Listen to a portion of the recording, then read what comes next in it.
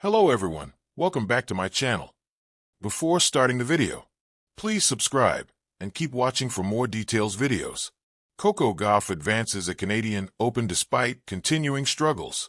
Another day, another rabbit pulled out of a tennis bag for Coco Gauff.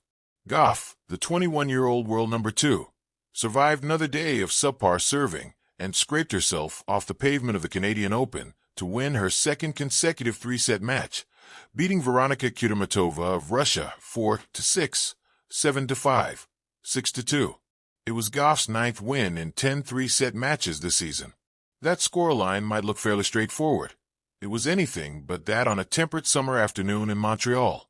Gauff served 14 double faults, better than the 23 she served Tuesday in her opening match. But 13 of those came during the first two sets, when she put herself on the brink of defeat in a very familiar way. 2 matches into the North American hardcourt swing, Gauff appears to be setting up a pattern.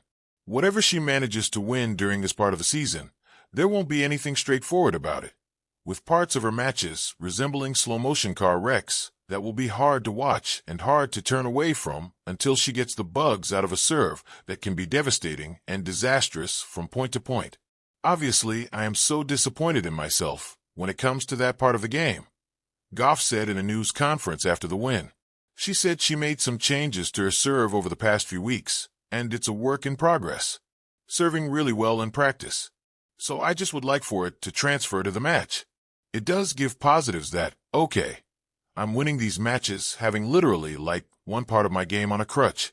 So it's like if I can stand on both feet, then I can only imagine that it would be a lot more straightforward and a lot more easier for me. Gauff appeared to be cruising at first, surging to a 4-1 lead. But Kudermetova won the next 7 games, with plenty of help from the two-time Grand Slam champion. At 4-4 in the first set, Gauff hit consecutive double faults at deuce to give Kudermetova the game. Those were her 6th and 7th double faults of a set, in which she made 22 unforced errors against just 8 winners. By the end, she was talking to herself and showing some serious frustration. Gauff started off the second set in much the same way, missing 6 consecutive serves to give Kudermetova the early break. After the third double fault, she tossed her racket into the air and smacked it onto the ground, something she almost never does in a match.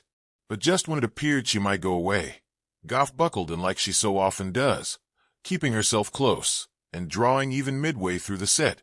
At 4-4, though, consecutive double faults, her 11th and 12th of the afternoon, put Kudermetova a point away from having a chance to serve out the match.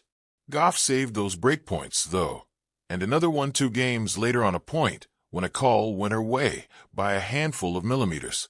A game later, she was somehow all even. And then Gauff played like the top seed of the tournament is supposed to play against the world number 42. Gauff double faulted just once in the third set, allowing her to survive a day on which she made 53 unforced errors. "Not my best, but good enough for today," she said on court after. There was something like relief, but little joy in her response, other than some pride in her ability to stay mentally tough. And with that, she was on to the round of 16 in a tournament that offers her a huge opportunity. She is the only remaining seed in her quarter. The summer sky above Montreal held its usual blue brilliance, but the atmosphere on the court was anything but calm. A crowd of thousands, a hush followed by collective gasps. All eyes trained on one figure, Coco Gauff. Ranked among the world's elite and carrying the hopes of a generation that had grown up watching her rise, Gauff was now both star and symbol. Still just 21, her game had matured, her grit sharpened. But not all evolution is linear. On this muggy August afternoon, as Gauff battled both her opponent and herself, the Canadian Open became more than a match. It became a portrait of perseverance. Act 1, the whispers before the roar. Coming into Montreal, Coco Gauff was the top seed. The expectation was clear, dominate. But tennis, like life, isn't scripted. Her serve, that powerful stroke that once struck fear into her rivals, had become her greatest nemesis. Double faults stalked her like shadows she couldn't shake. The murmurs began as early as the warm-up. She's still struggling with her toss. Her rhythm looks off. Critics were poised to pounce. And when the match began, Their predictions seemed to manifest. For double faults in her opening 2 service games, her opponent, a qualifier with nothing to lose and everything to gain, pounced like a cat smelling uncertainty. Yet Coco Gauff didn't unravel. She paced behind the baseline, bouncing on her toes, eyes laser-focused. You could see the war inside her, doubt versus belief, frustration versus patience. What made Coco special was never just her athleticism. It was her honesty, her maturity, her refusal to quit. Even in the heat of confusion, she adapted. She stopped going for aces and instead started placing the ball. Safe. Strategic.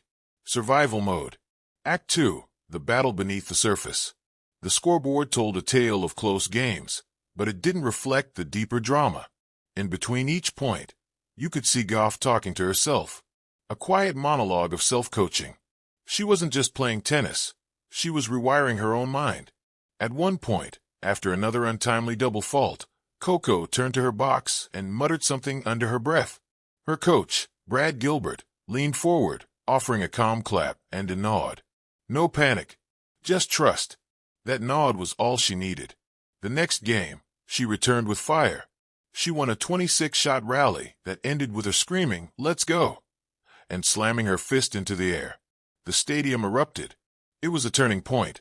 The crowd, previously tense and quiet, now roared in her favor. And with that energy behind her, Gauff began to impose her will. She broke serve, then held, then broke again. The girl who had started the match battling her own mechanics was now dictating play from the baseline, pushing her opponent wide with forehands, then finishing points at the net with that signature explosiveness. But just when it looked like she'd pulled away, the double fault demon returned, 2 in a row at 5-3. Suddenly, the match was back on edge. Act 3, grace in the chaos. At 5-4 in the final set, Gauff stepped to the line to serve for the match. The stadium held its breath. First serve, fault. A collective exhale. Second serve, slow, loopy but in. Rally. Gauff wins the point. Another point. Another double fault. It was maddening. You could feel the tension in her body. But something beautiful happened right then. She smiled.